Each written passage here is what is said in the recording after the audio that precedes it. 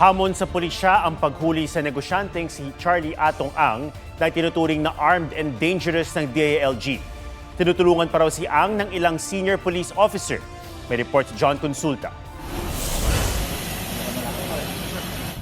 Ginalugad ang isa umanong bahay ni Charlie Atong Ang sa barangay Mauway, Mandaluyong City. Pero tanging ang nagpakilalang abogado niya ang humarap sa pulisya. Sinuyod din ang ektarya pag-aari ni Ang sa Sidiloan, Laguna. Andito kami nga para i-serve yung warrant of violation ng Regional Fire Force. Sinong pwedeng makausap? Tawagan ko lang po Yung?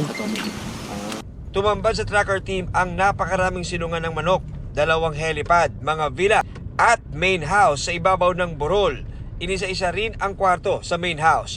Pero wala si Ang. Sinalakay rin ang isang farm sa Magdalena, cockfighting farm sa bayan ng Mapitak, at isang resort sa Hala-Hala, Rizal. Pero walang ang nakita. Ininspeksyon din ng NBI ang isa pang farm sa San Pablo, Laguna, pero negative. Sunod na susuyo rin ang ilan pang properties ni Ang sa Visayas. Minamadali ang paghahanap kay Ang na itinuturing ng most wanted sa bansa. He is accused of killing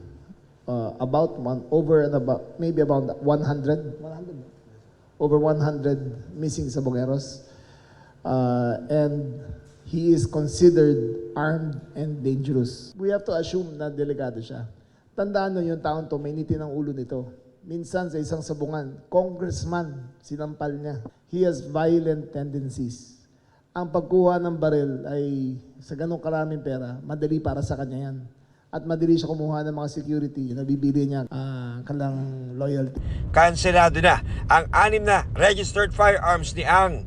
Pinasusuko na rin ng PNP ang mga baril kabilang ang 2 M16. We have informed him today properly na the firearm is supposed to be surrendered kasi nga akusado po siya sa isang krimen. Otherwise, we will be conducting also applying for search warrant para makuha namin yung mga baril na yun. Medyo process na po na ibigay sa kanya. Meron siya hanggang bukas.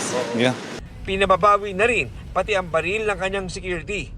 Aminado ang pulisya, hamon ang paghuli kay Ang, lalo't kabilang sa mga tumutulong umano sa kanya ang mga kabaro nila na hindi basta-bastang mga pulis. Does it involve a two-star general? Some of them are senior officers. But not in the service anymore? Some of them are in the service, some are not. Yung pagtatago niya nakakakuha rin po siya ng mga information dito sa mga taong ito, ng mga naging kaibigan niya, on how to evade yung police. But we will not stop. Nasa watchlist na ng CIDG ang mga di pinangalan ng pulis. May patong na sa ulo ni Ang na 10 milyong piso. Kapalit yan ng anumang impormasyong magre-resulta sa pagkakadakip sa kanya. Sa kasalukuyan, walang record ang Bureau of Immigration ng pag-alis ni Ang ng bansa mula sa anumang paliparan o pantalan. Pero hindi inaalis ang posibilidad na mag-backdoor exit siya o gumamit ng ibang pasaporte. Ito po ay binabantayan ng mga local government units ng Kapulisan at ng Coast Guard. Kapag meron naman po silang nai-intercept na attempts doon sa area na yon, ay pinagbibigay alam din naman po nila sa immigration. He is a known figure. Makikilala po siya kung kahit saan po siya umalis na paliparan or seaport. So we would be able to intercept him either way. Pinalaga naman ng kampo ni Ang mga pahayag na armado at delikado ang kanilang kliyente.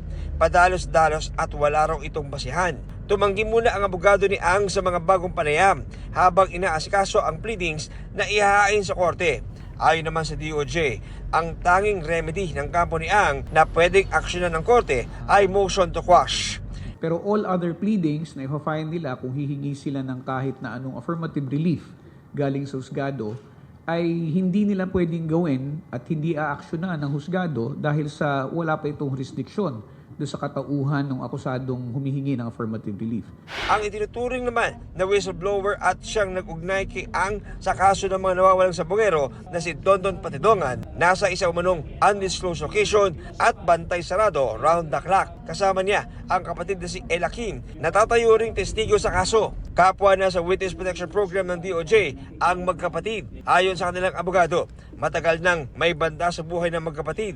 Pero mas tumindi raw ngayon. Kaya hiling ng mga kaanak ng mga nawawalang sabongero, sana yung witness namin is maproteksyonan hanggang dulo at hindi magkaroon ng bias na dun sa kaso. Ipagdasal ninyo kami, yung kliyente namin, buong pamilya nila, safety nila, dahil nakasalalay dito yung hustisya sa mga pinasilang na mga sabungero. John Consulta, nagbabalita para sa GMA Integrated News.